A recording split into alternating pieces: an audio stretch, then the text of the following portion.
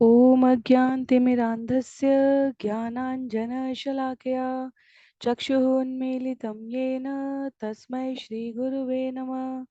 जय श्री कृष्ण चैतन्य प्रभु नित्यानंद श्री अद्वैत गदाधर श्रीवासादि गौर भक्तवृंद। हरे कृष्णा कृष्ण कृष्णा हरे हरे, हरे राम राम राम हरे हरे, हरे कृष्णा कृष्ण कृष्णा हरे हरे, हरे राम राम राम हरे हरे, हरे कृष्णा कृष्ण कृष्णा हरे हरे, हरे राम राम राम हरे हरे। हरे कृष्णा। सभी भक्तों को सादर प्रणाम। चैतन्य चरितामृत सत्र 46 में सभी भक्तों का स्वागत है। हम सभी यहाँ पर कृष्णदास कविराज गोस्वामी द्वारा लिखित एवं भक्ति वेदांता स्वामी श्रील प्रभुपाद द्वारा तात्पर्य सहित विवेचित इस सुंदर पुस्तक की आदि लीला अध्याय 16 को श्रवण कर रहे हैं। चैतन्य महाप्रभु के आविर्भाव से आरंभ हुआ अध्याय 13, उनकी बाल्य लीलाएं, उनकी पौगंड लीलाएं और वर्तमान में उनकी कैशोर लीलाओं का उल्लेख करते हुए कृष्णदास कविराज गोस्वामी यहाँ पर उनके विवाह से संबंधित उनके अध्ययन में दक्षता, निपुणता, उनके हरिनाम प्रचार कीर्तन का पूर्वी बंगाल से आरंभ आयोजन कर देने का जो उपक्रम है वो यहाँ वर्णित करते हैं। छंद संख्या 26 में कहते हैं, वृंदावन दास इहा करी याचिन विस्तार, स्फुट नाही करे दोष गुणे विचार।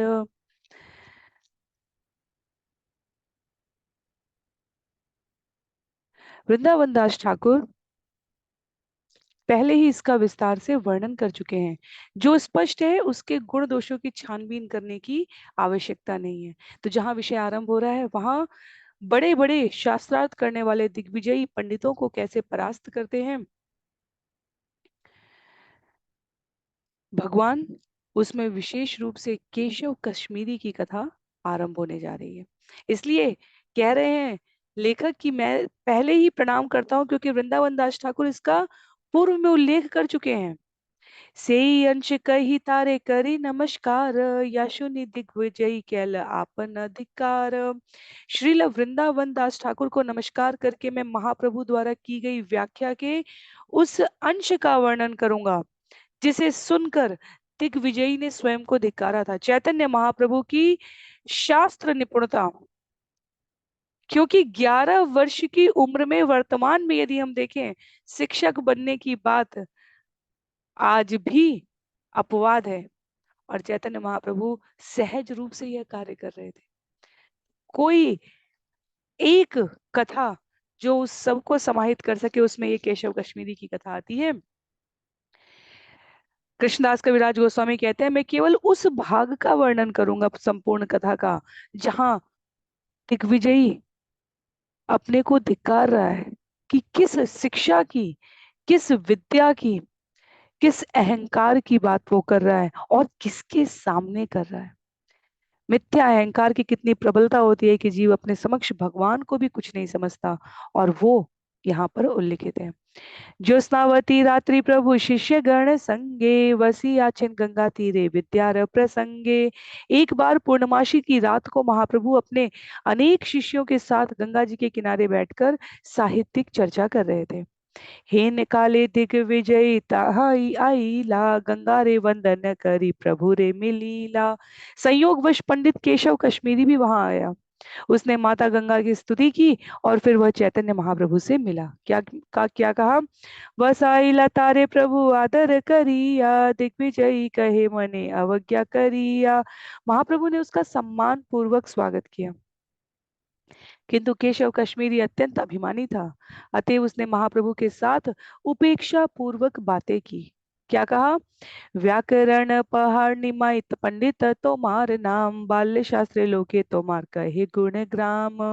कहते हैं केशव कश्मीरी, उसने कहा मैं समझता हूँ कि आप व्याकरण के शिक्षक हैं और आपका नाम निमाई पंडित है। लोग आपके बाल व्याकरण पढ़ाने की बहुत प्रशंसा करते हैं। तो वो यहाँ पर व्यंग कर रहा है, वो भगवान के स्तर को निम्न करके उनका उपहास, उन्हें उपेक्षित करने का, उन्हें त्रास देने का प्रयास कर रहा है। श्रील प्रभुपाद कहते हैं यहाँ पर, संस्कृत पाठशालाओं में सर्वप्रथम व्याकरण पढ़ाई जाती है और प्रारंभिक 12 वर्ष का जो समय होता है उसमें व्याकरण का सावधानी से अध्ययन करना पड़ता है। और स्वयं व्याकरण में, संस्कृत भाषा के व्याकरण में दक्ष होने के पश्चात ही अन्य समस्त शास्त्रों को पढ़ने का द्वार खुलता है। तो यदि चैतन्य महाप्रभु विद्यार्थियों को व्याकरण पढ़ा रहे हैं और इसके लिए वो विख्यात है, तो निश्चित रूप से हमें समझना पड़ेगा कि वह उसमें दक्ष थे।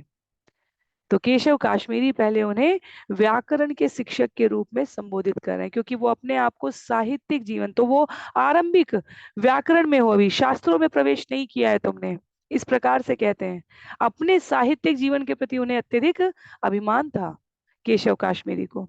तो वो व्याकरण की प्रारंभिक शिक्षा के समकक्ष बाल व्याकरण शब्द प्रयोग करते हैं कि चैतन्य महाप्रभु के लिए, निमाई पंडित के लिए, और स्वयं को वो साहित्य की अभिव्यंजना से युक्त शास्त्रीय ज्ञान में दक्ष होने का दंभ भरते हैं।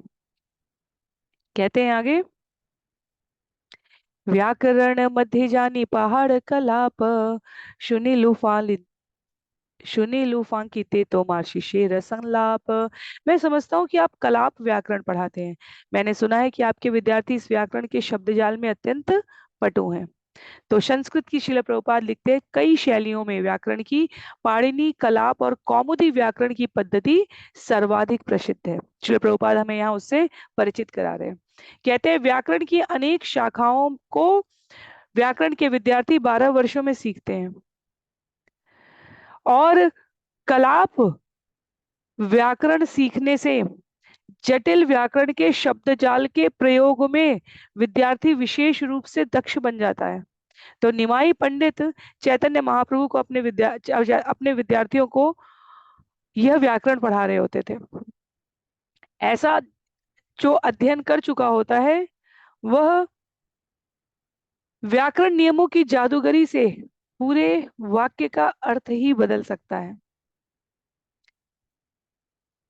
तो केशव काश्मीरी एक प्रकार से अप्रत्यक्ष रूप से कह रहे हैं, श्रील प्रभुपाद लिखते हैं कि आप व्याकरण के अच्छे शिक्षक हो सकते हो निमाई, पर शब्दों की व्युत्पत्ति के साथ, इधर उधर करने के साथ जादूगरी करना ये बहुत बड़े पांडित्य का सूचक नहीं है। वो एक प्रकार से निमाई पंडित को चुनौती दे रहे हैं। वैसे केशव काश्मीरी और पंडित निमाई में शास्त्रार्थ, श्रील प्रभुपाद लिखते हैं, पूर्व निर्धारित था। तो इसलिए केशव काश्मीरी पहले से ही झूठी धौस दिखाना आरंभ कर दिए। बोले कि आप कलाप व्याकरण में दक्ष लगते हो, जिसमें शब्दों की जादूगरी है, पूरे वाक्य का अर्थ बदल सकता है, पर वो उसे पांडित्य की श्रेणी में नहीं डाल रहे हैं। तो चैतन्य महाप्रभु उत्तर देते हैं, प्रभु कहे व्याकरण पढ़ाई अभिमान करी, शिष्य ते ना बूझे आमी बुझाई ते नारी। महाप्रभु अत्यंत विनयशील होकर कहते हैं, हाँ मैं व्याकरण का शिक्षक माना जाता हूँ, किंतु तथ्य यह है कि न तो मैं अपने विद्यार्थियों को अपने व्याकरण ज्ञान से प्रभावित कर पाता हूँ, न ही वे मेरी बात ठीक से समझ पाते हैं। अत्यंत विनयशीलता के साथ। तो गर्वित केशव कश्मीरी को अपनी विनयशीलता से उत्तर देने वाले निमाई भगवान के रूप में देखा जाए तो उनके कृत्रिम गर्व को एक प्रकार से बढ़ा ही रहे हैं, एक प्रकार से उनकी प्रशंसा कर रहे हैं और उनके गर्व को और दम्भ और पोषित कर रहे हैं। कहते हैं, कहाँ तुमी सर्वशास्त्र कवित्व प्रवीण, कहाँ आमी सबे शिशु पढ़ी या नवीन। हे महाशय, कहाँ आप सभी शास्त्रों के प्रकांड पंडित और कविता रचने में अत्यंत अनुभवी, और कहाँ मैं एक बालक नया विद्यार्थी मात्र। तुम्हारा कवित्व की सुनिते हय, मन कृपा करी कर यदि कंगार वर्णन। अतएव मेरी इच्छा आपके मुख से आपकी कविता रचना का कौशल सुनने की है। यदि आप कृपा करके माता गंगा के यश का वर्णन करें तो हम सभी इसे सुन पाएंगे। तो निमाई केशव कश्मीरी की योग्यता का प्रयोग माता गंगा की स्तुति करवाने के लिए प्रयोग करते हैं, और केशव कश्मीरी ये सुन के और अधिक प्रमुदित हो जाते हैं। उल्लेख आता है, सुनीला शुनिया ब्राह्मण गर्भे वर्णित एक लागीला घटी एक शत श्लोक गंगार वर्णीला। जब उस ब्राह्मण केशव कश्मीरी ने ये सुना तो वो और भी गर्वित हुआ, और घंटे भर के ही भीतर उसने गंगा माता का वर्णन करते हुए 100 श्लोक रच डाले। शुनिया करीला प्रभु बहुत सत्कार, तोमा सम पृथ्वी ते कवि नहीं आर। महाप्रभु उसकी प्रशंसा करते हुए कहते हैं, महाशय सारे संसार में आपके समान दूसरा कवि नहीं है। तुम्हारे कविता श्लोक बुझी कार, शक्ति तुम ही भाले जान अर्थ की माँ सरस्वती। कहते हैं आपकी कविता इतनी कठिन है कि उसे आप तथा विद्या की देवी माता सरस्वती के अतिरिक्त अन्य कोई समझ नहीं सकता। तो महाप्रभु एक प्रकार से केशव कश्मीरी को श्रील प्रभुपाद लिखते हैं, अप्रत्यक्ष रूप से व्यंग करके कविता का महत्व कम कर दिए कि केवल या तो आप समझ सकते हैं या आपकी आराध्य देवी सरस्वती ही इसे समझ सकती है। दूसरे शब्दों में श्रील प्रभुपाद लिखते हैं कि यद्यपि केशव कश्मीरी को गर्व था कि उसे देवी सरस्वती की कृपा प्राप्त है, पर वो जो नहीं जान पा रहा था अपने दंभ के कारण, वो ये कि देवी सरस्वती तो स्वयं पूर्ण पुरुषोत्तम भगवान की अध्यक्षता में कार्य कर रही है। और 3 घंटे तक केशव कश्मीरी ने माता गंगा की स्तुति में त्वरित रचित, तुरंत रचे हुए छंदों को कहा है। प्रशंसा करने के पश्चात केशव कश्मीरी को उद्धरित करते हुए निमाई कहते हैं, एक श्लोकेर अर्थ यदि कर निज मुखे, सुनी सब लोक तबे पाइब बड़ सूखे। किंतु यदि आप एक श्लोक का अर्थ व्याख्या करके कहें तो हम स्वयं आपके मुख से सुनकर अत्यंत प्रसन्न हो जाएंगे। तबे दिग विजय व्याख्या श्लोक का पूछील, शत श्लोकेर एक श्लोक प्रभु तपड़ील। दिग्विजयी केशव कश्मीरी ने पूछा, आप किस श्लोक की व्याख्या सुनना चाहते हैं। तब महाप्रभु ने केशव कश्मीरी द्वारा रचे 100 श्लोकों में से एक श्लोक कह सुनाया। महत्वं गंगाया सततम इदम अभाति नितराम, यदेशा श्री विष्णुश्चरण कमलोत्पत्ति सुभगा, द्वितीय श्री लक्ष्मी इव सुर नरे अर्च्य चरणा, भवानी भर्तुर्या शिरसी विभवत्यद्भुत गुणा। इस श्लोक की बहुत महत्ता है क्योंकि ये श्लोक, यहाँ हम अनुवाद श्रवण कर लेते हैं तो हमें इसकी महिमा पता चलेगी। माता गंगा की महानता सदैव चमकती रहने वाली है। वे सर्वाधिक भाग्यशालिनी है क्योंकि वे भगवान विष्णु के चरण कमलों से निकलती हैं। वे द्वितीय लक्ष्मी है, इसलिए देवता तथा मनुष्य सदा उनकी पूजा करते हैं। वे सारे अद्भुत गुणों से समन्वित होकर शिव जी के मस्तक पर सुशोभित होती है। अब समझने की बात यहाँ पर क्या है, एक ए श्लोकेर अर्थ कर प्रभु यदि बैल विस्मित है या दिग्विजयी प्रभु रे पुछील। जब चैतन्य महाप्रभु ने इस श्लोक का अर्थ बतलाने के लिए कहा तो दिग्विजयी ने आश्चर्यचकित होकर उनसे पूछा, क्यों आश्चर्यचकित है आप दिग्विजयी, जो अभी तक उनको बाल व्याकरण पढ़ाने का पंडित कह रहा था। क्यों? क्योंकि झंझावात प्राय आमी श्लोक पढ़ीला, तार मध्य श्लोक तुम्ही कैसे कंठे कैला। मैंने तो सारे श्लोक आंधी की गति से सुनाए हैं, तुमने उन श्लोकों में से इस एक श्लोक को किस तरह से कंठस्थ कर लिया। तो त्वरित रचित छंद प्रस्तुत करने वाले केशव काश्मीरी सोच रहे हैं 3 घंटे तक वाचन किया 100 से अधिक श्लोकों को गाते हुए, और उसमें से एक श्लोक चैतन्य महाप्रभु ने स्मरण भी कर लिया। पर अभी अभी अवसर है केशव कश्मीरी के दंभ को जड़ से नष्ट करने का, इसलिए विनयशीलता से कहते हैं, भगवान प्रभु कहे देवर वरे तुम्ही कवि वर, ऐछे देवर वरे के हो हय श्रुति धर। कहते हैं महाप्रभु ने उत्तर दिया, जिस तरह भगवान की कृपा से कोई कोई महाकवि बन जाता है, उसी तरह उन्हीं की कृपा से कोई कोई महान श्रुतिधर भी बन सकता है, जो किसी चीज को तुरंत स्मरण कर ले। श्रुतिधर शब्द, श्रील प्रभुपाद कहते हैं श्रुति का अर्थ है सुनना और धर का अर्थ है उसे धारण करने वाला। कलयुग के प्रारंभ होने से पूर्व विद्यार्थी बुद्धिमान ब्राह्मण प्रायः श्रुतिधर हुआ करते थे। अपने गुरु से वैदिक स्तोत्र सुनकर विद्यार्थी सदा सर्वदा के लिए स्मरण कर लेता था। तो इसलिए उस समय लिखित पुस्तकें नहीं होती थी, पुस्तक की आवश्यकता नहीं पड़ती थी वास्तव में। श्रुतिधर बनना विद्यार्थी की एक उपलब्धि कही जाती है। तो इसलिए यहाँ पर श्रील प्रभुपाद कहते हैं कि चैतन्य महाप्रभु उत्तर दे रहे हैं केशव कश्मीरी को, जैसे जैसे माता सरस्वती की कृपा से कोई कवि बन जाता है, वैसे ही कोई श्रुतिधर भी बन सकता है। और हम सभी श्रोताओं के लिए श्रील प्रभुपाद लिखते हैं, चैतन्य महाप्रभु की कृपा से कोई भी श्रुतिधर बन सकता है। कोई भी बात सुनकर तुरंत कंठस्थ कर लेना। आगे जब केशव कश्मीरी का उत्तर दे देते हैं निमाई पंडित, तो कश्मीरी बस प्रसन्न हो जाते हैं। कहते हैं, श्लोकेर अर्थ कैल विप्र पाई असंतोष, प्रभु कहे कह श्लोकेर की बा गुण दोष। वह ब्राह्मण महाप्रभु के कथन से संतुष्ट हुआ और उसने उद्धृत श्लोक का अर्थ बतला दिया। तब महाप्रभु ने कहा, कृपया इस श्लोक के कुछ विशेष गुणों और दोषों की भी व्याख्या कर दें। एक व्यक्ति अपने अभिमान में इतना उन्मत्त है, और हम उससे पहला झटका तो उसे तब लगा जब उसने सोचा कि मैं तो नए नए श्लोकों की रचना कर रहा हूँ। उसने कंठस्थ कर लिया, पर उत्तर दिए जाने पर संतुष्ट होकर श्रुतिधर सुनकर संतुष्ट होने के पश्चात अब महाप्रभु कहते हैं, कुछ गुण बता दीजिए इस श्लोक के और कुछ दोष भी बता दीजिए।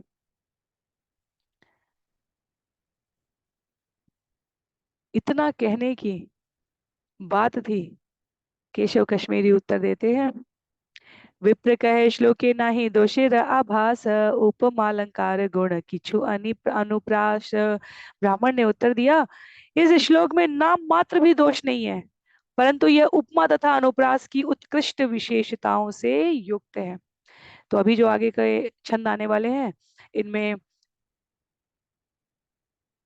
साहित्य की यहाँ संस्कृत का श्लोक से संस्कृत साहित्य है, अन्यथा जो हमने हिंदी का प्रारंभिक ज्ञान भी लिया है उसके अनुसार हम समझ जाएंगे कि किस प्रकार यहाँ पर गुण और दोषों की अब चर्चा होने जा रही है इस श्लोक पर। क्योंकि शास्त्रार्थ का अर्थ ही था कि एक से बढ़कर दूसरे को शास्त्रों के प्रकाश में तर्क के द्वारा परास्त किया जाए। तो अब क्योंकि श्लोक की बात आई है, तो श्लोक से संबंधित गुण और दोषों की चर्चा होगी। तो रहेगी ये कथा ही, पर ये तत्व से भिन्न चर्चा अब यहाँ पर साहित्य की होने वाली है। जिनको किंचित कम रुचि हो वो केवल श्रवण कर लेंगे, जिनको रुचि है वो वास्तव में यहाँ पर देख पाएंगे कि किस प्रकार अनुप्रास की विभा यहाँ शब्द प्रयोग हुए, भवानी भर्तुर विभवती। तो भ अक्षर की पुनरावृत्ति हुई है, इसलिए उपमा अनु ये जो आवृत्ति आती है, श्रील प्रभुपाद लिखते हैं यहाँ पर शब्दों की आवृत्ति, जैसे बचपन से लेकर हम सभी जहाँ अक्षरों की आवृत्ति, तो यहाँ भ अक्षर की भवानी भर्तुर विभवती। तो कुछ ये तो एक एक है, अभी आगे आरंभ होगा जब ये पूरा प्रसंग, तो हम और श्रवण करेंगे। पर ये सरलतम हिंदी अलंकार जब सिखाए जा रहे होते हैं, जब अनुप्रास अलंकार आरंभ होता है, जब अक्षरों की पुनरावृत्ति या उपमा अलंकार आता है, तो जैसे च शब्द की पुनरावृत्ति करते, च अक्षर की पुनरावृत्ति करते हुए हमें च, चंदू के चाचा, चंदू की चाची, चांदनी रात, चांदनी चम्मच, जैसे च च च च की पुनरावृत्ति, या और भी ऐसे जीभ को ट्विस्ट करने वाले अंग्रेजी और हिंदी के जो अलंकारिक सौंदर्य वाले वाक्य होते हैं, यहाँ पर लक्ष्मी व विष्णु चरण कमलोत्पत्ति, ये उपमा अलंकार है, श्रील प्रभुपाद लिखते हैं, ये सब यहाँ पर अब चर्चा होने वाला है। छंद संख्या 47 में कहते हैं, प्रभु कहन कही यदि न करह रोष, कह तो मार ए श्लोके की बा आछे दोष। महाप्रभु ने कहा, हे महाशय, यदि आप रुष्ट न हो तो मैं कुछ कहूँ, क्या आप इस श्लोक के दोषों की व्याख्या कर सकेंगे? क्योंकि पहले महाप्रभु ने अवसर दिया कि आप गुण और दोषों की व्याख्या करें, तो ब्राह्मण कहता है नाम मात्र का भी दोष नहीं है, प्रत्युत उपमा और अनुप्रास की उत्कृष्ट विशेषताओं से ये युक्त है। तो महाप्रभु कहते हैं, आप रुष्ट न हो तो मैं दोषों की कुछ व्याख्या कर देता हूं। प्रतिभार काव्य तोमार देवता संतोषे भाल मते विचारे ल जाने गुण दोषे। इसमें संदेह नहीं है कि आपकी कविता प्रतिभा से युक्त है और निश्चय ही इसने परमेश्वर को संतुष्ट कर लिया है। फिर भी यदि हम इसकी समीक्षात्मक रूप से विवेचना करें तो इसमें गुण और दोष दोनों मिल जाएंगे। कहाँ है? ताते भाल कर श्लोक करह विचार, कवि कहे ये कहिले से ही वेद सार।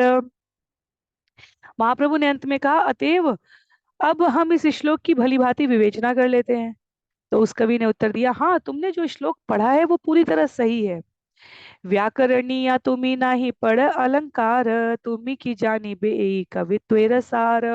आप तो व्याकरण के सामान्य विद्यार्थी हैं, काव्य शास्त्र के अलंकारों के बारे में आप क्या जाने। आप इस कविता की समालोचना नहीं कर सकते क्योंकि आपको इसका कोई ज्ञान नहीं है। क्योंकि केशव कश्मीरी पहले तो चैतन्य महाप्रभु को ये कह के झांसा देना चाहा कि आप साहित्य के उन्नत विद्यार्थी नहीं है, इसलिए आप क्या जाने कि अनुप्रास अलंकारों से, उपमा अलंकारों से युक्त श्लोक की समीक्षा क्या होती है। अगर कोई वैद्य नहीं है तो वह दूसरे वैद्य की आलोचना नहीं कर सकता। वकील हुए बिना कोई दूसरे वकील की आलोचना नहीं कर सकता, श्रील प्रभुपाद कहते हैं। इसलिए निमाई को मात्र व्याकरण का विद्यार्थी समझने वाला केशव कश्मीरी कहता है कि आप महाकवि की आलोचना कैसे कर सकते हैं। इसलिए महाप्रभु भिन्न तरीके से इसका उत्तर देंगे। वे कहेंगे, मैं साहित्य में पारंगत नहीं हूं, पर क्योंकि मैंने दूसरों से सुना है कि कविता की समालोचना किस तरह करनी चाहिए और क्योंकि वो श्रुतिधर है, इसलिए वो समालोचना की इस विधि को समझते हैं।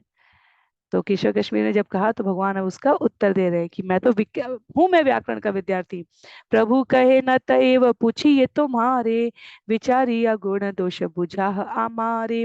श्री चैतन्य महाप्रभु ने विनीत भाव से कहा, चूंकि मैं आपके स्तर का नहीं हूँ, इसलिए मैंने आपसे अनुरोध किया है कि आप अपनी कविता की गुण दोषों की व्याख्या करके मुझे सुनाएं, सिखाएं। नाही पड़ी अलंकार करी आछि श्रवण, ताते ई श्लोके देखी बहु दोष गुण। निश्चय ही मैंने अलंकार शास्त्र नहीं पढ़ा है, किंतु मैंने बड़े लोगों से इस संबंध में सुना है। अतएव मैं इस श्लोक की समीक्षा कर सकता हूँ और इसमें अनेक दोष और अनेक विशेषताएं ढूंढ सकता हूँ।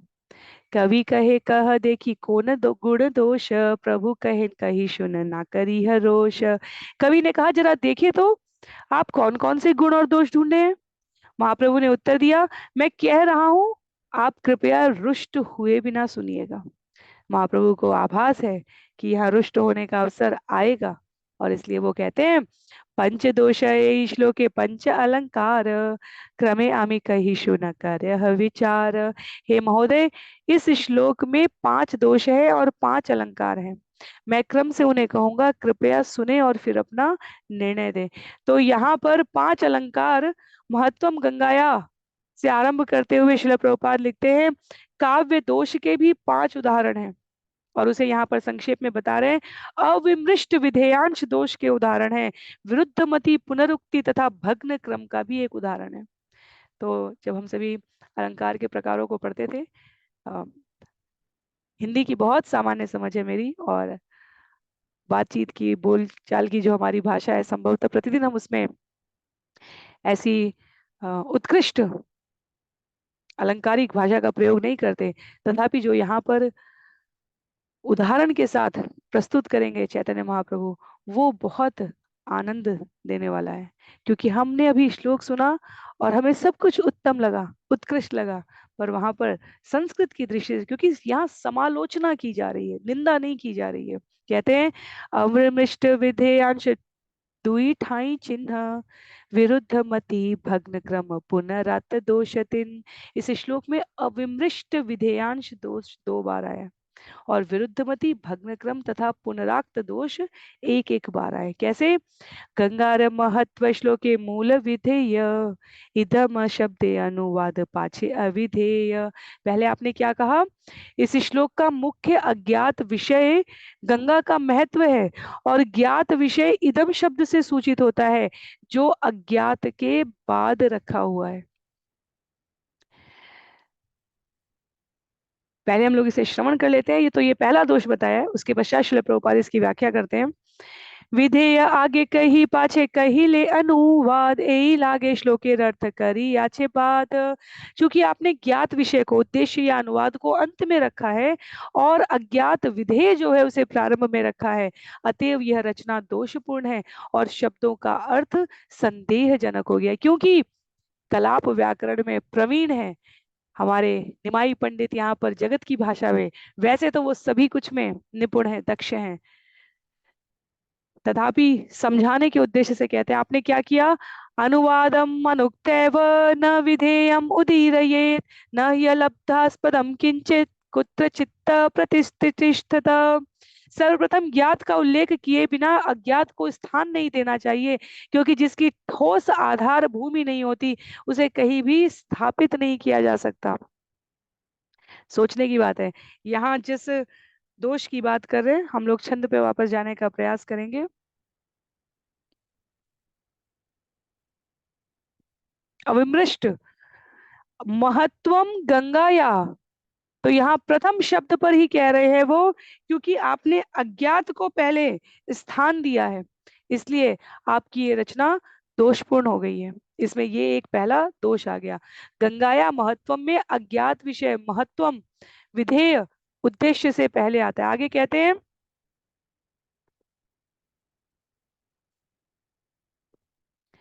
आप अलंकारों की बात कर रहे हैं। द्वितीय श्री लक्ष्मी, यहाँ द्वितीयत्व विधेय समा से गौड़ हैल शब्दार्थ गैल शय। द्वितीय श्री लक्ष्मी शब्द में द्वितीय लक्ष्मी होने का गुण अज्ञात है। इस समास के बनाने से अर्थ गौड़ हो गया और अभिष्ट मूल अर्थ खो गया। द्वितीय शब्द विधेयता पड़ी लसमासे लक्ष्मी रसमता अर्थ करी लविनाशे, और उसकी व्याख्या कर रहे हैं। क्योंकि द्वितीय शब्द अज्ञात है, अतएव इस समास में लक्ष्मी की समता का जो अभिष्ट अर्थ था वो नष्ट हो गया। वास्तव में शास्त्रार्थ बहुत ही शुष्क होता है। भक्ति के समान सरल, सहज, सरस भाने वाला कोई और योग नहीं है। इन समास के तोड़ मरोड़ पर, इन विधेय और उद्देश्य के विषय पर चर्चा करके कोई क्या पालेगा। लेकिन केशव काश्मीरी को अपने रचनाओं में दोष की प्रवृत्ति मात्र नहीं लगी है, इसलिए निमाई पंडित यहाँ पर उनके द्वारा रचे गए छंदों की मूल वृत्ति उन्हें बताना चाहते हैं। मूल वृत्ति भाव है, पर केशव कश्मीरी भाव को नहीं, अपने स्वभाव को, अपने दम्भ को महत्व दे रहे हैं। ये अंतर समझाने के लिए यहाँ पर इस प्रकार गुण और दोषों की चर्चा की जा रही है। अविमृष्ट विधेयांश एई दोषे नाम, आर एक दोष आछे शून्य सावधान। न केवल अविमृष्ट विधेयांश का दोष ही है, अपितु एक अन्य दोष भी है जिसे मैं आपको इंगित करने जा रहा हूं, उसे ध्यानपूर्वक सुने। और ये बहुत ही अपराधजनक दोष है, इसे हम सामान्य हिंदी सुनते हुए भी समझ सकते हैं। कहते हैं भवानी भर्तृ शब्दे दिले पाइया संतोष, विरुद्ध मति कृत नाम एई महादोष। यहाँ पर एक अन्य महान दोष है। आपने अपने पूर्ण संतोष के लिए भवानी भर्तृ शब्द लिखा है, किंतु इसमें विरोधाभास विरुद्ध मतिकृत नामक दोष आ गया। कैसे? भवानी शब्द कहे महादेवेर गृहिणी, तार भरता कहिले द्वितीय भरता जनी। भवानी का शब्दार्थ है शिव जी की पत्नी, किंतु जब हम उनके पति का उल्लेख करते हैं तो इससे यह निष्कर्ष भी निकल सकता है कि उनका कोई दूसरा पति भी है। भवानी भर्तृ कहने के पश्चात शिव पत्नी भर्ता यहाँ शून्य विरुद्ध, विरुद्ध मतिकृत शब्द शास्त्र नहीं शुद्ध। ये सुनना विरोधाभासी लगता है कि शिवजी की पत्नी का एक दूसरा पति है। भवानी भर्ता पति, भवानी शब्द ही यहाँ शिव जी की पत्नी के लिए है। यह एक प्रकार से संज्ञा है। वहां पर साहित्य में ऐसे शब्दों के प्रयोग से विरुद्ध मतिकृत नामक दोष उत्पन्न होता है। भवानी भर्तृ भर्ता, यह उचित नहीं है।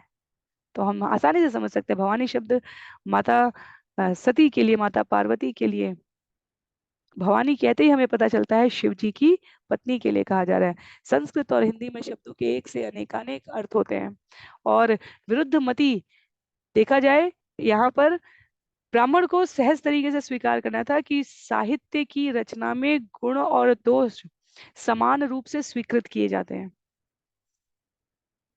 पर यह कहना कि मेरी रचना में दोष ही नहीं है, हम वास्तव में साहित्य तो दोष से युक्त होते हुए भी भाता है, क्योंकि वहां भाव का महत्व है। व्याकरण के विद्यार्थी से साहित्य के श्लोक की चर्चा की जाएगी और उसमें गुण और दोष ना आए, ये तो संभव ही नहीं है। गुण तो अपनी जगह है, दोष ना आए ये तो संभव ही नहीं है। चैतन्य महाप्रभु यही समझाना चाहते हैं निमाई पंडित को। कहते हैं, ब्राह्मण पत्नी भरतार हस्ते देह दान, शब्द शून्य तेई है द्वितीय भरता ज्ञान। मैं आपको दूसरा उदाहरण देता हूँ। निमाई पंडित कहते हैं, यदि कोई कहे कि यह दान ब्राह्मण की पत्नी के हाथ में दे दो, तो इन विपरीतार्थी शब्दों को सुनते ही हम तुरंत समझते हैं ब्राह्मण पत्नी को कोई दूसरा पति है। यह दान ब्राह्मण की पत्नी के पति के हाथ में, ब्राह्मण की पत्नी के पति के हाथ में, इसका क्या अर्थ हुआ? विरुद्ध मति। यहाँ पर ये आभास होता है यहाँ पर कि क्या उनका कोई दूसरा पति भी है। तो भवानी भर्तृ भर्ता जब कह रहे हैं तो वहां पर विभवती क्रिया वाक्य सांग पुनः विशेषण अद्भुत गुणा ए पुनराक्त दूषण। इसी प्रकार हमने भवानी भर्ता विभवती ये तीन शब्द सुने थे। यहाँ उसके बारे में बतलाते हुए कहते हैं, विभवती शब्द द्वारा कहा गया कथन पूर्ण हो गया, परंतु इसके विशेषण के रूप में अद्भुत गुणा रखने से पुनरुक्ति नामक दोष उत्पन्न हो गया। जब हम बहुत ही सरल दूसरा उदाहरण देखें, यदि समझने के सामर्थ्य में, हरे नाम हरे नामेव केवलम, हरे नामेव केवलम, कलौ नास्ते व नास्ते गतिरन्यथा। बार बार यहाँ शब्द की पुनरावृत्ति हुई है। पुनरुक्ति, पुनः उक्ति, उक्ति अर्थात कहा गया, पुनः अर्थात उसको दोबारा, पुनः उक्ति दोष आना, यह साहित्य की छंद की रचना को निकृष्ट नहीं करता। जब हम भगवत गीता अध्याय 18 श्रवण करते हैं, यदि हम स्मरण करें, भगवान बार बार छंद में, अंतिम कुछ छंदों में, अंत के 15-20 छंदों में शब्दों की उसी श्लोक में पुनरावृत्ति होती है, समान श्लोक की। पुनरुक्ति दोष इस अर्थ में महत्व का हो जाता है कि विषय पर जोर डाला जा रहा है। नास्तेव, नास्तेव, नास्तेव गति अन्यथा, कोई अन्य गति नहीं है, कोई नहीं है, नहीं है कोई अन्य गति नहीं है। जब संकल्प लेकर आचमन 3 बार किया जाता था तो उसी शब्द की 3 बार पुनरावृत्ति होती थी। ये महत्व का सूचक है। और पुनरुक्ति दोष, क्योंकि दोष शब्द जुड़ा है इसके साथ, इसलिए हम निमाई पंडित कहते हैं कि रचना है और उसमें कोई दोष नहीं है। पुनरुक्ति भी अपने आप में दोष कहा जाता है, लेकिन केशव काश्मीरी का कहना है कि कोई दोष ही नहीं है। आगे तो विषय हमें समझने का ये है कि जब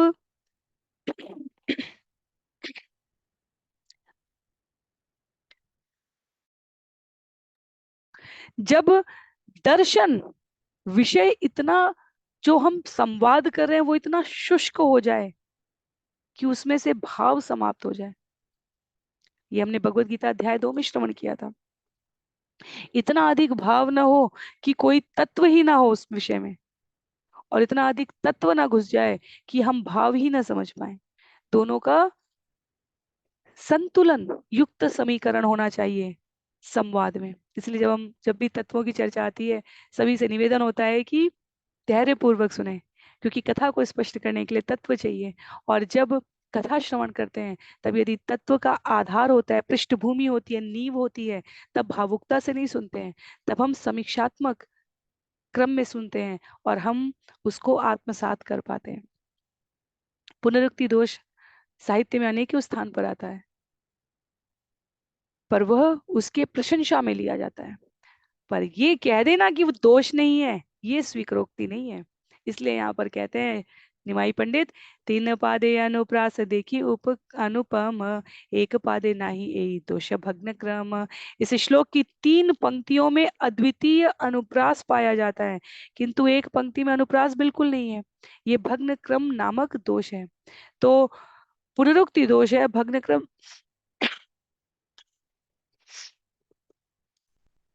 भग्न क्रम दोष है। और आगे बतला रहे हैं, यद्यपि ये श्लोके आचे पंच अलंकार ए पंच दोषे श्लोके चारकार। यद्यपि इस श्लोक में 5 अलंकार हैं, किंतु इन 5 दोषों के कारण पूरा श्लोक नष्ट भ्रष्ट हो गया है। दश अलंकारे यदि एक श्लोक है, यह एक दोषे सब अलंकार अलंकार है शय। यदि किसी श्लोक में 10 अलंकार भी हो किंतु एक भी दोष रहे तो श्लोक व्यर्थ हो सकता है, व्यर्थ हो जाता है। सुंदर शरीर याचे भूषण भूषित, एक श्वेत कुष्ठे याचे कर ये विगीत। किसी का सुंदर शरीर रत्नों से क्यों ना अलंकृत हो, किंतु यदि श्वेत कुष्ठ का एक भी दाग दिख जाए तो सारे शरीर घृणित हो जाता है। यहाँ उसको उल्लेख करते बताते हैं, रसालंकारवत काव्यम दोष युक्चेद विभूषितम स्याद्वपुः सुंदरम अपि श्रीनेत्रेणे केन दुर्भगम। जिस प्रकार गहनों से सुसज्जित शरीर श्वेत कुष्ठ के एक दाग से भी अशुभ हो जाता है, उसी तरह पूरी कविता अनुप्रास उपमा रूपक से युक्त होने पर भी केवल एक दोष से व्यर्थ हो जाती है। पंच अलंकारे रे बशुनः विचारे, दुई शब्दालंकार तीन अर्थ अलंकार। अब बतलाते हैं, अब 5 साहित्यिक अलंकारों का भी विवरण सुने। 2 शब्द अलंकार हैं और 3 अर्थ अलंकार हैं। कैसे? शब्दालंकार 3 पादे आक्षेप अनुप्रास, श्री लक्ष्मी शब्दे पुनरुक्त वदाभास। कह रहे हैं यहाँ पर श्लोक की 3 पंक्तियों में अनुप्रास नामक शब्द अलंकार है। श्री तथा लक्ष्मी शब्दों के समास में पुनरुक्त वदाभास शब्द अलंकार है। प्रथम चरणे पंच तकारे रपाति, तृतीय चरणे हय पंचरे स्थिति। र अक्षर की श्लोक के प्रथम चरण में त 5 बार आया है और तीसरे चरण में र 5 बार आया है। चतुर्थ चरण चारी भकार प्रकाश, अतएव शब्दालंकार अनुप्रास। चौथे शब्द में भ चौथे चरण में भ अक्षर 4 बार आया है। इस तरह श्लोक में अनुप्रास नामक मधुर शब्द अलंकार है। दोष और गुण की चर्चा हुई, दोष भग्न क्रम पुनरुक्ति पदाभास बतलाने के पश्चात अब यहाँ अनुप्रास रेफ पुनरावृत्ति। श्री लक्ष्मी श्री शब्दे लक्ष्मी शब्दे एक वस्तु उक्त पुनरुक्त प्राय भाषे नहीं पुनरुक्त। यद्यपि श्री तथा लक्ष्मी शब्दों का अर्थ एक ही है, अतएव पुनरुक्ति प्रतीत होती है, किंतु ये पुनरुक्ति है नहीं। श्रीयुक्त लक्ष्मी अर्थे अर्थे रवि भेद, पुनरुक्त वदा भाषा शब्दालंकार भेद। लक्ष्मी को श्री ऐश्वर्य युक्त कहने से पुनरुक्ति के साथ अर्थ में अंतर आता है। तो एक बार उन्हें विशेषण कहा गया, एक बार उन्हें लक्ष्मी भगवान की पत्नी के रूप में कहा गया है। कहते हैं यहाँ पर कृष्णदास कविराज गोस्वामी निमाई पंडित कह रहे हैं केशव कश्मीरी को, लक्ष्मी को श्री युक्त कहने से पुनरुक्ति के साथ अर्थ में अंतर आ जाता है और यह द्वितीय शब्दालंकार पुनरुक्त वदाभास है। समान शब्द एक से अधिक बार। सैंद्रव शब्द संस्कृत में नमक के लिए भी आता है और घोड़े के लिए भी आता है। हम स्थान विशेष की महत्ता के अनुसार इसका प्रयोग सावधानी से करते हैं। कई ऐसे चंद्र के लिए, सर्प के लिए, जहां समानार्थी ज द थी शब्द मूल शब्द में ये अंतिम अक्षर बदल देने मात्र से अर्थ बदल जाते हैं। ये चर्चा हमने पहले भी की है। समय के ध्यान रखते हुए सिर्फ एक उदाहरण के लिए, जल शब्द में ज लगा देने से वह कमल हो जाता है, द लगा देने से, जलद कर देने से वो बादल हो जाता है, और धी शब्द लगा देने से, जलधि कर देने से वह समुद्र हो जाता है। तो कक्षा 8 की हिंदी व्याकरण में ये पढ़ाया जाता है। एक शब्द मुझे ये याद है। इस प्रकार अलग अलग कई सारे ये हिंदी साहित्य समझने के लिए अलंकार के ये विषय होते हैं। यहाँ पर उसी को संदर्भित करते हुए निमाई पंडित कहते हैं, लक्ष्मी इव अर्थालंकार उपमा प्रकाश, आर अर्थालंकाराचे नाम विरोधाभास।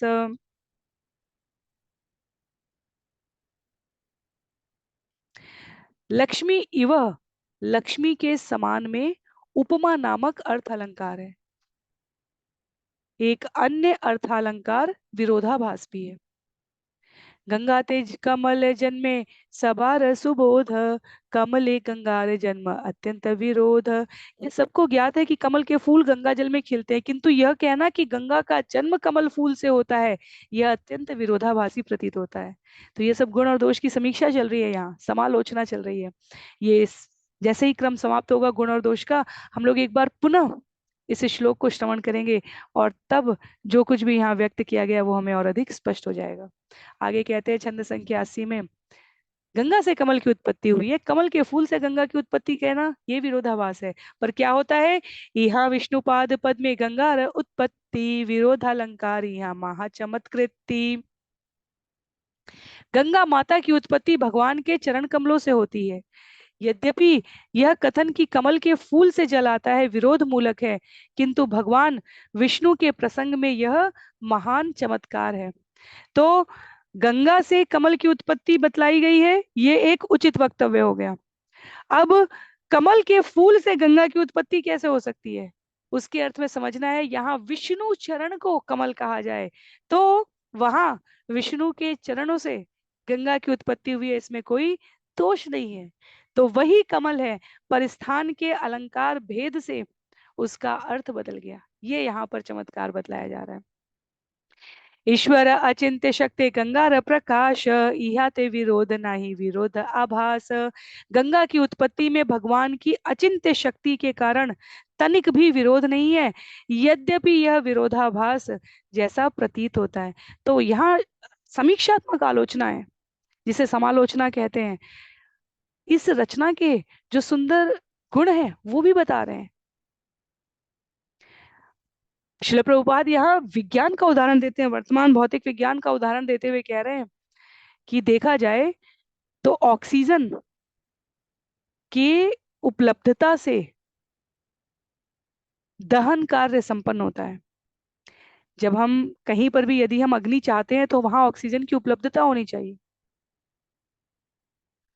वही ऑक्सीजन जब हाइड्रोजन से मिलता है, जल के केमिकल्स रासायनिक समीकरण में देखें तो H+H2+O, वहां H2O की बात की जाती है, हाइड्रोजन और ऑक्सीजन। तो उससे जो जल बनता है वही अग्नि को बुझाने के लिए प्रयोग हो जाता है। ऑक्सीजन की उपलब्धता से अग्नि जलती है, हाइड्रोजन के साथ ऑक्सीजन मिल जाता है तो अग्नि बुझ जाती है। तो ये जो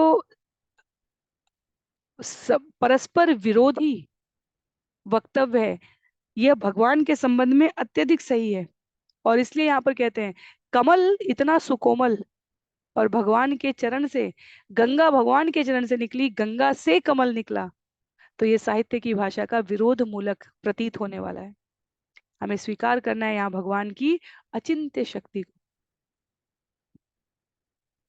अगर रासायनिक संबंध में ही समझे तो श्रील प्रभुपाद कहते हैं भगवान की अचिंत्य शक्ति समझना चाहते हैं हम, हाइड्रोजन और ऑक्सीजन मिलकर वाटर पानी बन रहा है। इतनी विशाल मात्रा का हाइड्रोजन और ऑक्सीजन कहाँ से उपलब्ध हुआ इस ब्रह्मांड में कि बड़े बड़े विशाल जलाशय सागर उपलब्ध है? संभव ही नहीं है।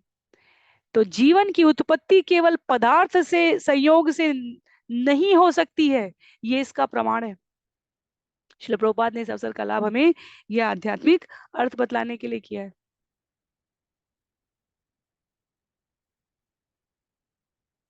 इतने सारे रासायनिक पदार्थ आते कहाँ से हैं?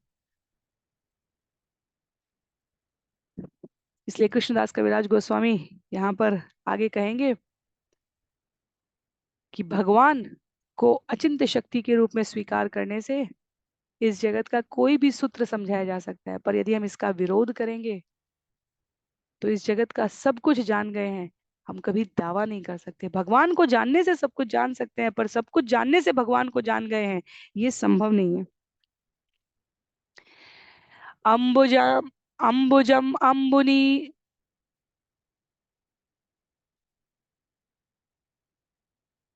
अंबुजम अंबुनी जातम क्वचित अपि न जातम अंबुजातंबु मुरभीति तद विपरीतम पादान अंबोजात्महान नदी जाता। तो काफी शब्दों की यहाँ पुनरुक्ति है। पुनः यहाँ कहते हैं हर कोई जानता है कि कमल के फूल जल में खिलते हैं, किंतु कमल में जल कभी नहीं उगता। फिर भी ये सारे विरोधाभास कृष्ण में अद्भुत रूप से संभव हैं। गंगा जैसी महान नदी भगवान के चरण कमलों से निकली है। बतलाते हैं, गंगार महत्व साध्य साधन ताहार, विष्णु पादोत्पत्ति अनुमान अलंकार। गंगा नदी की असली महिमा यह है कि वह भगवान विष्णु के चरण कमलों से उत्पन्न हुई है। ऐसी परिकल्पना अनुमान नामक अलंकार है। स्थूल एई पंचदोष पंच अलंकार, सूक्ष्म विचारिये यदि आछये अपार। मैंने 5 स्थूल दोषों तथा 5 साहित्यिक अलंकारों पर ही विचार किया है, किंतु यदि हम सूक्ष्म विचार करें तो पाएंगे कि दोषों की गणना कर पाना संभव नहीं है। आचार्य कहते हैं, पहले तो जब केशव कश्मीरी 3 घंटे तक वाचन करते रहे माता गंगा की स्तुति में, तो ऐसा लगता था कि जगत का समस्त प्रशंसा का आलोक पुंज केशव कश्मीरी के मुख पर छा गया है। जो आसपास श्रोता के रूप में थे वो आनंद मुग्ध थे। ऐसी छंदबद्ध संस्कृत पंक्तियों का भाव प्रवाह सुनकर धारा प्रवाह रचना की जा रही थी। पर जैसे ही चैतन्य महाप्रभु ने कहा उसमें से एक श्लोक, और उन्होंने वो श्लोक वाचन किया, तो सारा आभा मंडल ऐसा लगा जैसा केशव कश्मीरी के ऊपर से उतरकर भगवान के मुख पर आ गया। स्वयं केशव कश्मीरी भी थोड़ा उद्वेलित हो गया है। और अब जब उस एक श्लोक विशेष के गुण और दोषों की समीक्षा कर रहे हैं चैतन्य महाप्रभु, तो आचार्य कहते हैं केशव कश्मीरी निस्तेज लग गए। और समाप्ति के इस प्रकरण में जहां चैतन्य महाप्रभु कहते हैं, अभी तो केवल मैंने 5 गुण और 5 दोष बताए हैं, यदि सूक्ष्म विचार किया जाए तो दोषों की गणना कर पाना संभव ही नहीं है। और अब जो मिथ्या अहंकार का भरा हुआ घड़ा है उसे फोड़ते हुए कहते हैं निमाई पंडित, प्रतिभा कवित्व तोमार देवता प्रसादे, अविचार काव्य अवश्य पड़े दोष बाधे। आपको कवि कल्पना तथा प्रतिभा अपने आराध्य देव की कृपा से प्राप्त हुई है, माता सरस्वती की कृपा से प्राप्त हुई है, किंतु यदि काव्य की ठीक से समीक्षा नहीं की जाती तो वह निश्चय ही आलोचित हो जाता है। चैतन्य महाप्रभु ने कभी व्यक्तिगत अनुशंसा में भाग नहीं लिया। यहाँ पर यह हमें विचार करना चाहिए। उन्होंने उनके व्यक्तिगत गुण दोषों की आलोचना नहीं की, उनके रचना की गुण दोष की आलोचना की और उसके माध्यम से उनका स्वभाव बताया। इसलिए जीव को अपने स्वभाव पर विशेष रूप से, हम साधक हो गए हैं, हम भक्ति का अभ्यास कर रहे हैं, इसका अर्थ है कि हमारे भीतर गुण और दोष नहीं होंगे, संभव ही नहीं है। दोष ना हो ये तो संभव ही नहीं है। भक्त के रूप में दासानुदास कहने के उपक्रम में हम सभी कहते हैं हम किसी लायक नहीं है, हमारा कोई गुण नहीं है, ये स्वीकार है। पर साधक बनने के प्रयास में ये कहते रहे कि हमारे भीतर कोई दोष नहीं है, ये तो संभव ही नहीं है। विनयशीलता का आभूषण हमारे दोषों को आवरण दे सकता है, पर हम कोई गलती ही नहीं करेंगे, ये पूर्णता का अभिमान कहाँ से आ गया। ये शरीर ही 4 प्रकार के विकारों से है और उसमें गलती करना हमारा विकार, हमारा स्वभाव है। और ये कह देना कि रचना में कोई दोष ही नहीं है केशव कश्मीरी का, भगवान उन्हें ये समझाना चाहते हैं। वो कहते हैं यदि काव्य की ठीक से समीक्षा न की जाए, यदि कोई वाचक वक्ता बोलता चला जाए और श्रोता के पास विषय के अंत में पूछने के लिए कोई प्रश्न नहीं होता, तो इसके लिए कहा जाता है या तो श्रोता सब समझ गए या तो श्रोता कुछ नहीं समझे। सुनना और समझना अलग अलग होता है। हम सुनते हैं, पर यदि हम वास्तव में समझते हैं तो हमारे भीतर विचार आएंगे। वो स्वीकार्यता के आ सकते हैं और वो प्रतिकार के भी आते हैं। इसीलिए प्रत्येक सत्र के अंत में आप सभी से अनुरोध किया जाता है, यदि किसी विषय पर असहमति हो तो अपने विचार अवश्य प्रेषित करें। विषय में कोई दोष नहीं हो सकता, पर विषय प्रस्तुति करने में, उसको व्यक्त करने में निश्चित रूप से दोष हो सकता है। और काव्य की उस शाखा को, उस पद्धति को बतलाते हुए यहाँ पर कह रहे हैं, आराध्य देव की कृपा से कवि कल्पना और प्रतिभा का सामर्थ्य हो सकता है आपके अंदर, पर काव्य की ठीक से समीक्षा न की जाए तो वो निश्चय आलोचित होता है। हमें चर्चा करनी चाहिए गुण और दोष दोनों की, और आपने कह दिया कि इसमें कोई दोष नहीं है। कहते हैं विचारी कवित्व कहले हय सुनिर्मल, सालंकार हैले अर्थ करे झलमल। यदि विचार पूर्वक कवित्व का प्रयोग किया जाए तो वह अत्यंत निर्मल होता है और रूपकों तथा उपमाओं से वह चमकने लगता है। शुनिया प्रभुर व्याख्या दिग्विजयी विस्मित मुखे ना निसरे वाक्य प्रतिभा स्तंभित। अभी उसने कहा था आप तो कलाप व्याकरण के विद्यार्थी हैं और क्षमा कीजिए शिक्षक हैं, और अब क्या कह रहे हैं? चैतन्य महाप्रभु की व्याख्या सुनकर दिग्विजयी कवि हतप्रभ हो गया। उसकी सारी चतुराई जड़ बन गई और उसके मुख से शब्द ही नहीं निकल पाए। कहिते चाहे किछु नाई से उत्तर तबे विचारिया मने हैया फाफर। वो कुछ कहना चाहता था किंतु उसके मुख से कोई उत्तर नहीं निकलता था। तब वह अपने मन में इस उलझन पर विचार करने लगा। उसने कहा, पढ़ू या बालक कैल मोर बुद्धि लोप जानी सरस्वती मोरे करी आछन कोप। इस छोटे से बालक ने मेरी बुद्धि को अवरुद्ध कर दिया है, अतएव मुझे तो ऐसा लगता है कि माता सरस्वती ही मुझसे रूठ गई हैं। तो बुद्धि की देवी माता सरस्वती कृपा अवश्य करती हैं। राम कथा में देवताओं ने अनुरोध किया माता सरस्वती से कि किसी की जीवा पर जाओ और इस राज्याभिषेक को रोक दो। यदि राज्याभिषेक हो गया, राम यहाँ रुक गए, तो रावण को मारने के लिए, वनवास में अनेकानेक राक्षसों को तारने के लिए, मुनि वृंद को दर्शन देने के लिए राम निकलेंगे कैसे यहाँ से? माता सरस्वती जाती हैं और देखती हैं और कहती हैं, इस पूरे अयोध्या में जिसने अयोध्या में जन्म लिया है उसकी बुद्धि तो हरण की ही नहीं जा सकती। तो देवताओं की, भगवान के पार्षदों की, प्रतिनिधियों की एक सीमितता है। वो भगवान के कार्य में हस्तक्षेप नहीं करते। जहां भी उन्होंने हस्तक्षेप किया उन्हें दंड मिला है, उनको अनुशासित किया गया है। वो भगवान के कार्य में सहयोग करते हैं, इसलिए देवता सतोगुणी कहे गए हैं। माता सरस्वती ने पूरा अयोध्या भ्रमण करके देखा और कहा कि संभव नहीं है, जिसने अयोध्या में जन्म लिया है उसकी बुद्धि भगवान राम के विरुद्ध में कर नहीं सकती। तो ढूंढ के उन्होंने मंथरा, भगवान की लीला का भाग है पर आचार्य इसका विश्लेषण करते हैं, उन्होंने मंथरा को पकड़ा है। मंथरा और कैकेयी ऐसा कर सकते हैं, और किसी के द्वारा ये संभव नहीं है।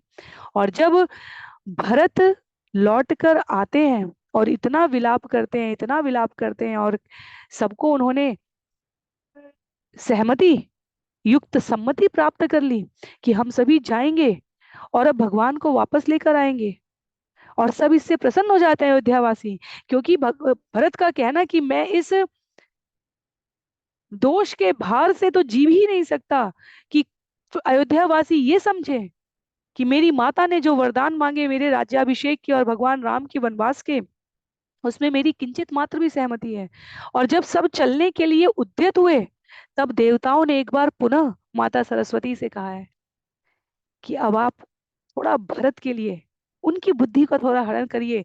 अगर भगवान राम तो इतने सुकोमल हृदय हैं, अगर वो भरत का इस प्रकार विलाप देखेंगे, इतना अनुरोध देखेंगे, आग्रह देखेंगे, समस्त जनवासियों को देखेंगे, तो कहीं भगवान वहीं से वापस ना लौट आए। और माता सरस्वती वहां देवताओं पर कुपित होती है। उसी को यहाँ पर अर्थ में बताया गया है। जब कोई भौतिक विकार से ग्रसित है तो देवताओं के प्रतिनिधि जो कार्य करते हैं वो भगवान की लीला में सहयोग करने के लिए करते हैं, पर जो भगवान का साधक है, देवता भी उसको भगवान की सुरक्षा चक्र की इस गतिविधि से परे नहीं ले जा सकते। यहाँ पंडित को अपनी विद्या का गर्व है, वो भगवान को पराजित करना चाहता है, इसलिए भगवान की इच्छा से तथा माता सरस्वती के माध्यम से वो पराजित हो गया। श्रील प्रभुपाद लिखते हैं, अपने पद का कभी किसी को गर्व नहीं होना चाहिए, अपनी विद्वत्ता का कभी घमंड नहीं होना चाहिए, क्योंकि ऐसा करने में जीव जब तक अपना नुकसान कर रहा है ये उसकी स्वतंत्र इच्छा शक्ति है, पर यदि वो भगवान के चरणों पर और भगवान से भी बढ़कर भगवान के भक्त पर अपराध कर देता है तो अपनी समस्त विद्या के बावजूद वो ठीक से एक शब्द नहीं बोल सकता। हमारा एकमात्र कर्तव्य इसलिए भगवान के चरण कमलों की शरण लेना है, झूठा गर्व नहीं करना है। दिग्विजयी पंडित केशव कश्मीरी के ऊपर विशेष कृपा करने के लिए माता सरस्वती, यहाँ लिखा है कि बालक के सामने, चैतन्य निमाई अभी बालक ही हैं, उनके सामने केशव कश्मीरी के पास शब्द नहीं बचे। ये माता सरस्वती का हेतु की कृपा है, वो समझाना चाहते हैं, कह रहे हैं ये व्याख्या करी लसे मनुष्य नहीं शक्ति निमाई मुखे रही भले आपने सरस्वती। इस लड़के ने जो अद्भुत व्याख्या की है वो किसी भी मनुष्य के लिए संभव नहीं हो सकती थी। अतएव माता सरस्वती ही उसके मुख से स्वयं बोली होंगी। एता भावी कहे शुन निमाई पंडित तव व्याख्या शुनी आमी हईला विस्मित। ये सोचकर पंडित ने कहा, हे निमाई पंडित, मेरी बात सुनो। आपकी व्याख्या सुनकर तो मैं आश्चर्यचकित हो गया हूँ। अलंकार ना ही पढ़ ना ही शास्त्राभ्यास के मन इस सब अर्थ करी ले प्रकाश। मैं चकित हूँ। आप साहित्य शास्त्र के विद्यार्थी नहीं है और आपको शास्त्र पढ़ने का दीर्घकालीन अनुभव भी नहीं है, तो भी आप ये सारी आलोचनात्मक बातों की व्याख्या कैसे कर सके। यह सुनी महाप्रभु अति बड़ रंगी, ताहर हृदय जानी कहे करी भंगी। कहते हैं, ये सुनकर तथा पंडित के मन की बात जानकर श्री चैतन्य महाप्रभु ने हंसी में उत्तर दिया। क्या कहा? शास्त्रेर विचार भाल मंद नहीं जानी, सरस्वती ये बलाए से ही बली वाणी। हे महोदय, मैं ये नहीं जानता कि अच्छी रचना क्या है और बुरी क्या है, किंतु मैंने जो कुछ भी कहा है उसे माता सरस्वती द्वारा कहा गया है, ऐसा समझा जाना चाहिए। चैतन्य महाप्रभु उदाहरण से केशव कश्मीरी को कह रहे हैं, हमारे जीवन का कोई भी ऐश्वर्य भगवत कृपा समझा जाना चाहिए। हमारे स्वभाव में, केवल शब्दों के भाव में नहीं, हमारे स्वभाव में ये रहे। हमें विद्या आती है, हमारे पास वाक चातुरी है, हमारे पास सौंदर्य है, हमारे पास सामर्थ्य है, हमारे पास संपत्ति है, ऐश्वर्य का कोई भी भाग भगवत कृपा का अंश है। जीवन में ये विनयशीलता होनी चाहिए। कश्मीरी सोच रहा है यहाँ पर कि निश्चित ही रूप से माता सरस्वती इनके भीतर प्रवेश की होंगी, मुझे कुछ समझाना चाहती है। एक बालक के लिए संभव नहीं है। भगवान उनके मन के भाव को ताड़ कर कहते हैं, हो सकता है माता सरस्वती ने ही मुझसे कहा कहलाया हो। तो यह विनयशीलता का उदाहरण, उत्कृष्ट उदाहरण है जो निमाई पंडित यहाँ प्रस्तुत कर रहे हैं। अब केशव कश्मीरी सोचने लगा, यहाँ शुनि दिग्विजय करिल निश्चय, शिशु द्वारे देवी मोरे कैला पराजय। जब पंडित ने चैतन्य महाप्रभु से यह निर्णय सुना तो वह दुखी हुआ और आश्चर्य करने लगा कि माता सरस्वती ने उसे छोटे बालक के माध्यम से क्यों हराना चाहा। आजी तारे निवेदी करी जप ध्यान, शिशु द्वारे कैला मोरे एता अपमान। उस दिग्विजयी ने सोचा, मैं सरस्वती देवी की स्तुति करूंगा, उनका ध्यान करूंगा तथा उनसे ये पूछूंगा कि आपने इस बालक के माध्यम से मेरा ऐसा घोर अपमान क्यों कराया। वस्तुतः सरस्वती अशुद्ध श्लोक कराइल, विचार समय तार बुद्धि आक्षादील। वास्तव में सरस्वती ने ही उस दिग्विजयी को अशुद्ध ढंग से अपना श्लोक रचने के लिए प्रेरित किया था। यही नहीं, जब श्लोक की व्याख्या हुई तो उन्होंने उसकी बुद्धि पर पर्दा डाल दिया, जिससे महाप्रभु की बुद्धि जीत गई। तवे शिष्यगण सब हासी ते लागील, तासबा निषेधी प्रभु कवि कहील। जब वह दिग्विजयी कवि इस तरह परास्त हो गया तो वहां पर बैठे हुए महाप्रभु के सारे शिष्य जोर जोर से हंसने लगे, किंतु श्री चैतन्य महाप्रभु ने उन्हें ऐसा करने से मना किया और कवि को इस तरह संबोधित किया। क्या कहते हैं? तुम्ही बड़ पंडित महाकवि शिरोमणि, यार मुखे बाहिर आए ऐसे काव्य वाणी। आप तो बहुत बड़े पंडित और सभी महाकवियों में शिरोमणि हैं, अन्यथा इतना अच्छा काव्य आपके मुख से कैसे निकलता। चैतन्य महाप्रभु कभी नहीं, कहीं नहीं चाहते किसी की उलाहना, किसी का उपहास, किसी को हंसी का पात्र बनाना। चैतन्य महाप्रभु तो सब पर कृपा करने के लिए आए हैं। तुम्ही बड़ पंडित महाकवि शिरोमणि, यार मुखे बाहिर आय ऐसे काव्यवाणी। अपने मुख से कहते हैं यहाँ पर निमाई पंडित, आप तो बहुत बड़े पंडित और सभी महाकवियों में शिरोमणि हैं, अन्यथा इतना अच्छा काव्य आपके मुख से कैसे निकलता। तुम्हारा कवित्व ये न गंगा जल धार, तुम्हा सम कवि को था नहीं देखी आर। आपका काव्य चातुर्य निरंतर प्रवाहित होने वाले गंगा जल की भांति है। मुझे संसार में ऐसा कोई नहीं दिखता जो आपकी बराबरी कर सके। भवभूति जय देव आर कालिदास, तसा बार कवित्वे आछे दोषेर प्रकाश। और फिर वो स्पष्ट करते हैं, कहते हैं भवभूति जयदेव तथा कालिदास जैसे महाकवियों के काव्य में भी अनेक दोष हैं। दोष गुण विचारे अल्प करी मानी, कवित्व करने शक्ति ताहा सेवा खानी। ऐसे दोषों को नगण्य मानना चाहिए। केवल इतना ही देखना चाहिए कि ऐसे कवियों ने किस तरह अपनी कवित्व शक्ति का प्रदर्शन किया। पूरे अध्याय का सार है ये। रचना में तो गुण और दोष रहेंगे ही, साहित्य की दृष्टि से देखा जाएगा तो। यहाँ भाव की दृष्टि से चैतन्य महाप्रभु कहते हैं कि हमें श्रवण करना चाहिए। और भाव की प्रबुद्धता तो ये है, भागवतम का श्लोक श्रील प्रभुपाद यहाँ लाकर बतला रहे हैं। अंतिम कुछ छंद है इस अध्याय के, कहते हैं तद्वाग् विसर्गो जनताघ विप्लवो यस्मिन् प्रतिश्लोकमबद्धवत्यपि नामान्यनन्तस्य यशोऽङ्कितानि यत् शृण्वन्ति गायन्ति गृह्णन्ति साधवः। भगवान की महिमा का वर्णन करने में अनुभवहीन व्यक्ति अनेक दोषों से युक्त काव्य रच सकता है, किंतु उसमें भगवान का महिमा गान होने से महापुरुष उसे पढ़ते सुनते और उसका कीर्तन करते हैं।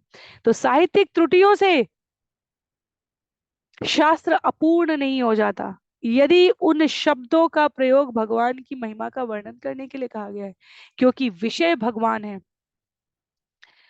इसलिए उसमें सूत्र के नियमों के विचार की आवश्यकता नहीं है।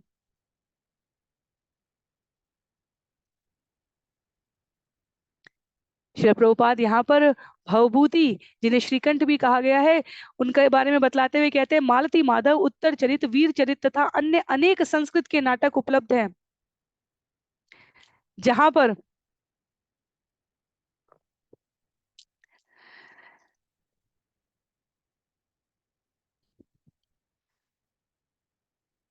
अनेकों प्रकार की रचनाओं का उल्लेख किया गया है। महाकवि नीलकंठ नामक ब्राह्मण के पुत्र रूप में भोजराज के काल में उत्पन्न हुए हैं। कालिदास महाराज विक्रमादित्य के समय फले फूले और राजकवि बने हैं। 30-40 संस्कृत नाटक लिख डाले उन्होंने, जिसमें कुमार संभव, अभिज्ञान शाकुंतलम, मेघदूत प्रसिद्ध रचना है। उनका नाटक रघुवंश विशेष रूप से प्रसिद्ध है और जयदेव के बारे में हमने श्रवण किया ही था। मेघदूत की रचना में पतली सी पुस्तक में अनुवाद के रूप में संस्कृत साहित्य के इतने उत्कृष्ट छंद हैं। कुमार संभव और अभिज्ञान शाकुंतलम के बारे में स्थान स्थान पर हमने श्रवण किया ही है। रघुवंश नाटक को भी विद्यालयों की लाइब्रेरी में पढ़ने का अवसर हमें प्राप्त होता रहा है। तो इन सब में इन सब का उल्लेख करके यहाँ पर निमाई पंडित क्या कह रहे हैं, केशव काश्मीरी को कह रहे हैं, शैशव चापल्य किशु नालबे अमार शिष्य समान मुई नाह तोमार। मैं आपका शिष्य भी होने योग्य नहीं हूँ, अतएव मैंने जो भी बाल सुलभ दृष्टता की है उसे आप बुरा ना माने। आजीवासा यहाँ काली मिली ब आबार सुनी ब तोमार मुखे शास्त्र विचार। कृपया घर जाएं, कलम फिर से मिलेंगे ताकि मैं आपके मुख से शास्त्र संबंधी चर्चाएं सुन सकूं। एई मते निज घरे गेला दुई जन कवि रात्रे कैल सरस्वती आराधन। इस तरह कवि और चैतन्य महाप्रभु दोनों जन अपने अपने घर चले गए और कवि ने रात में माता सरस्वती का आराधन किया। सरस्वती स्वप्ने तारे उपदेश कैला साक्षात ईश्वर करी प्रभु के जानील। सरस्वती देवी ने स्वप्न में उसे महाप्रभु के पद की जानकारी दी और दिग्विजयी कवि ये समझ पाया कि चैतन्य महाप्रभु साक्षात पूर्ण पुरुषोत्तम भगवान है।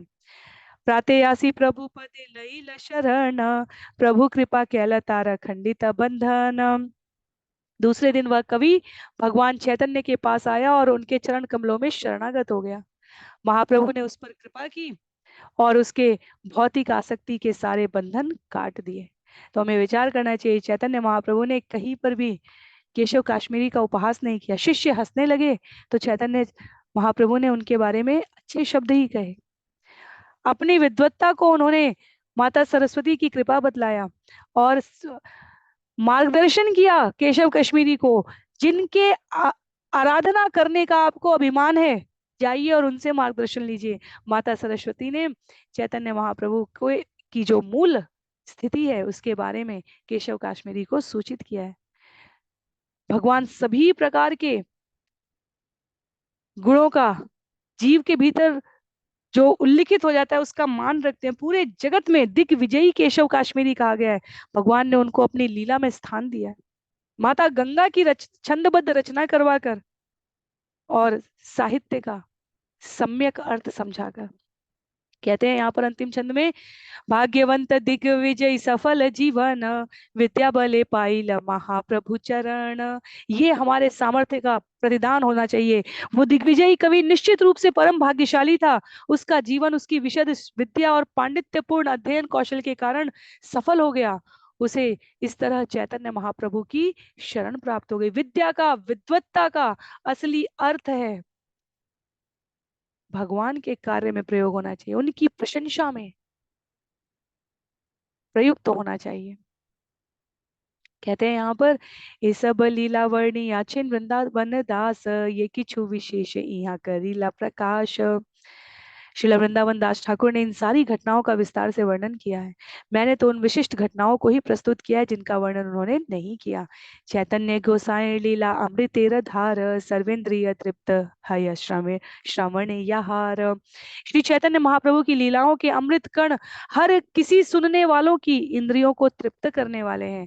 श्री रूप रघुनाथ पदे यार आश, चैतन्य चरितामृत कहे कृष्णदास। श्री रूप तथा श्री रघुनाथ के चरण कमलों की वंदना करता हुआ तथा उनकी कृपा की कामना करता हुआ मैं कृष्णदास उन्हीं के चरण चिन्हों का अनुसरण करते हुए श्री चैतन्य चरितामृत का वर्णन कर रहा हूँ। इस प्रकार श्री चैतन्य चरितामृत आदि लीला के 16वें अध्याय का भक्ति वेदांत तात्पर्य पूर्ण हुआ, जिसमें महाप्रभु की बाल्य तथा कैशोर लीलाओं का वर्णन है। तो अध्याय 16 यहाँ समाप्त हो रहा है। अगले सत्र में हम सभी आदि लीला का अंतिम अध्याय, अध्याय संख्या 17 श्रवण करने का प्रयास करेंगे, जहां चैतन्य महाप्रभु के जीवन से संबंधित श्रील कृष्णदास कविराज गोस्वामी कहते हैं जो युवावस्था की लीलाएं हैं उनको श्रवण करने का हमें अवसर प्राप्त होगा। आज के लिए हम लोग सत्र को यहीं पर समाप्त करेंगे। किसी भी प्रकार की असहमति के लिए, अपने टिप्पणी के लिए आप जहां जुड़े हैं वहां अपने विचार प्रेषित कर सकते हैं, या इस वीडियो के कमेंट बॉक्स में जहां भी आप जुड़े हैं। कृष्णदास कविराज गोस्वामी की जय, श्रील प्रभुपाद की जय, चैतन्य चरितामृत की जय, श्रील गुरुदेव की जय, अनंत कोटि वैष्णव वृंद की जय। हरे कृष्ण।